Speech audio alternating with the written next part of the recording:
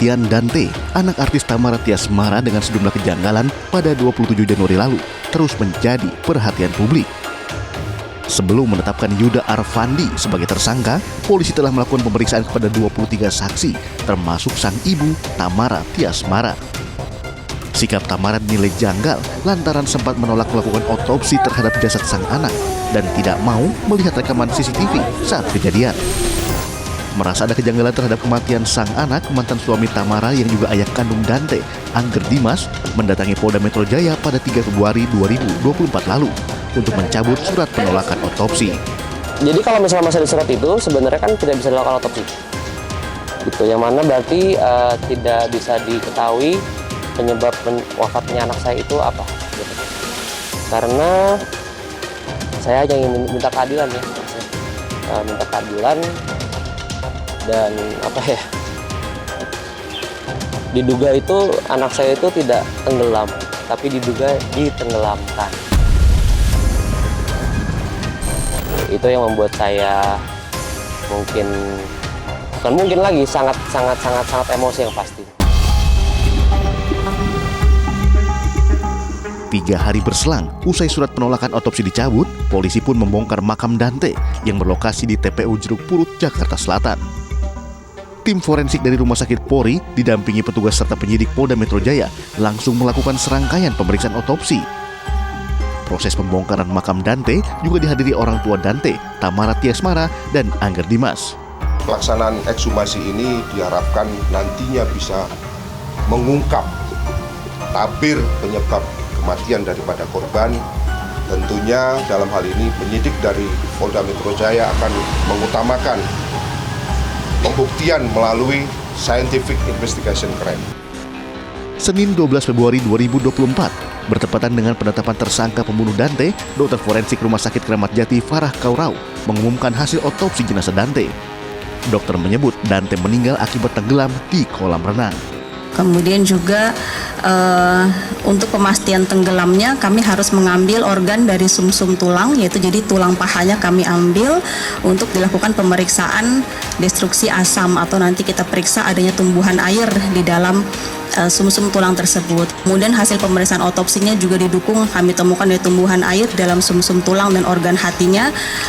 Sementara kami menyimpulkan bahwa kondisi korban sesuai dengan korban meninggal akibat tenggelam atau masuknya air ke dalam saluran pernafasan. Perlahan namun pasti, misteri kematian Dante semakin menemui titik terang, mulai dari pelaku hingga penyebab meninggalnya. Hingga kini polisi masih terus mendalami motif Yuda yang tega menenggelamkan Dante, anak Tamara Tiasmara, kekasihnya. Jauh sebelum penetapan sang pacar menjadi tersangka, Tamara sempat menutup-nutupi sosok Yuda yang berada bersama Dante saat tragedi tersebut terjadi.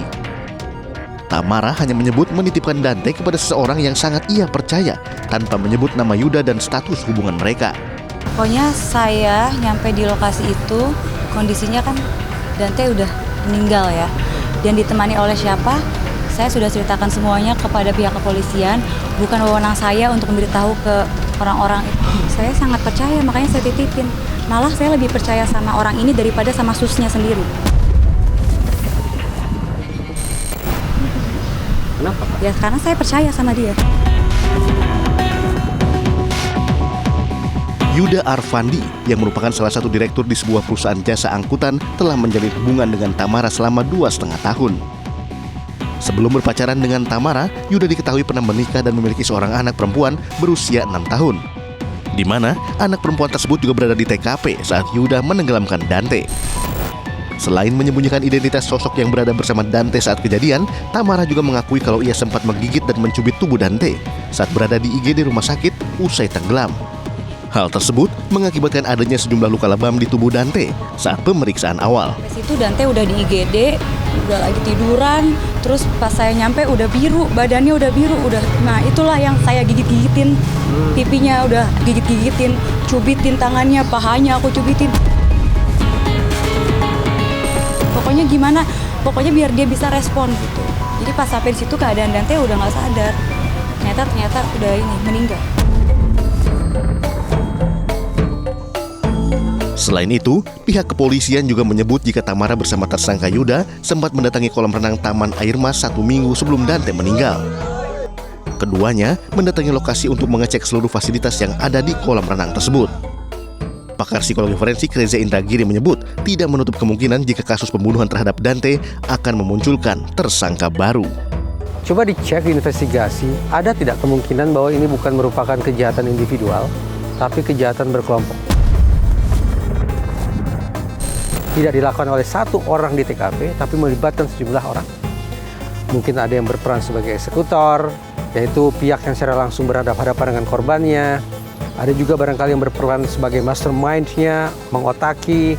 Ada yang berperan memfasilitasi, entah menyediakan uang, menyediakan informasi, memilih TKP, dan seterusnya. Dan juga menyediakan exit plan.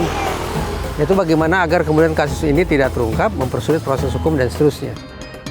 Nama Tamara Tiasmara menjadi sorotan publik sejak kematian Dante, sang buah hati, akibat tenggelam di kolam renang 27 Januari lalu. Wanita yang lahir pada 23 Januari 1995 ini mulai menekuni karir berakting sejak tahun 2008. Tamara menikah dengan Angger Dimas pada Mei 2017 dan dikaruniai anak di tahun yang sama bernama Dante.